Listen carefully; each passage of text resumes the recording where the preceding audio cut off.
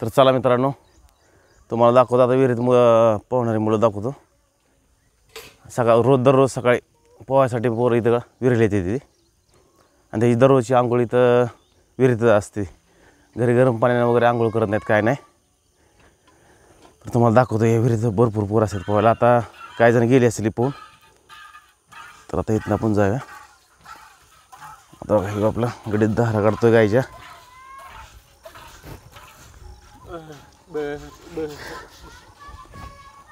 तर आता बघा इथे विहीर आहे. आता विहिरीत कोण आहे का नाही बघू आपण. ही एकतर दिसतोय वर, ही आंघोळ झाली वाटतं आता.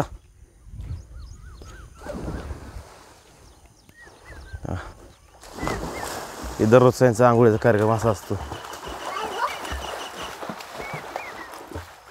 विरगतच भरली पाणी आता. यांचं कपड ठेवायची जागा इथंच बारका हौद आहे जनावरांना पाणी दाखवण्यासाठी. हे आंघोळ झाली वाटतं आता. ही आता निघाय तयारीत आहे. ए मित्रा, झाली आंघोळ तुझी?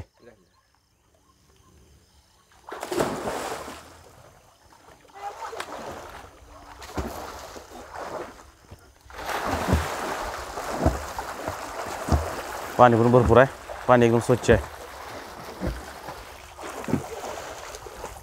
दररोज कमीत कमी 20-25 पोरं इथं आंघोळीला येते त्या विहिरीत.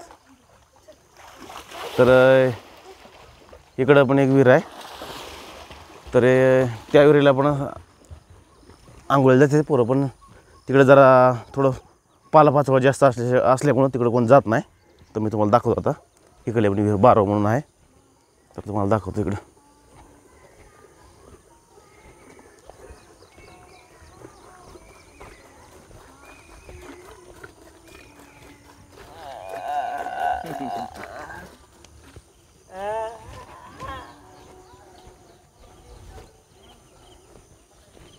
ही बारव आहे.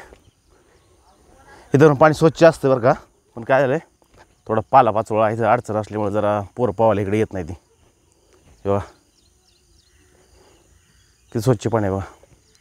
आणि बारव आहे, हिचा गोल आकार नसतोय. तर समोरचा आकार हा इथं असा आकार आहे. हे चिंच झाडाची फांद्यावरून आलेली. झाडं जुनं आणि भरपूर मोठं आहे झाड. बघा तुम्हाला आता हिचा आकार कसा दाखवतो. या इकडं.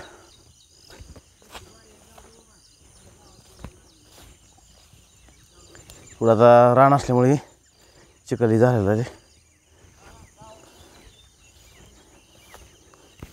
हे बघा हिचा आकार मग म्हणेल तसा. थोडं पालापाचोळा आहे जास्त आहे, त्यामुळे पोरं इथं पोहत नाही. ती ही पक्ष्याने केली घरटी. पाणी स्वच्छ एकदम. हिचा गोल आकार नाही, असं थोडक्यात महादेवी पिंडीसारखा असा आकार आहे.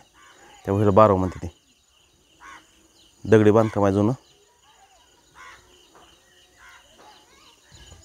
तर मित्रांनो, तुम्हाला कसा व्हिडिओ वाटला मला नक्की सांगा. धन्यवाद.